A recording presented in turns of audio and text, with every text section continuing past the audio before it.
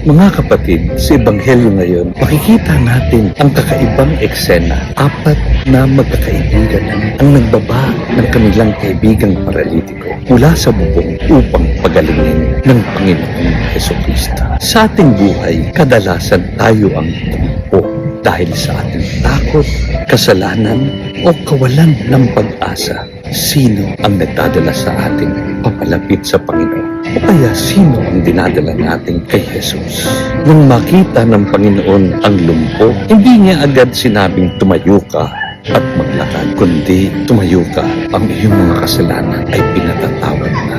Maaring ang ating katawan ay malakas, ngunit mabigat dahil sa sama ng loob o masamang gawain. Pinapaalalahanan tayo ng Ebanghelyo na mas mahalaga ang pang-espiritual na kalusugan kaysa sa pisikal na himala.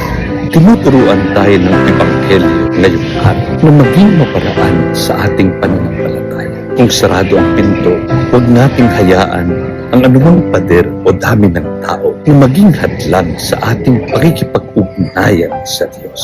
Kung sarado ang pinto, magbutas tayo ng bubong sa pamagitan ng panalangin. Katulad ng paralitiko, tanggapin natin ang mga salita ng Panginoon. Pinatatawad na ang iyong mga kasalanan.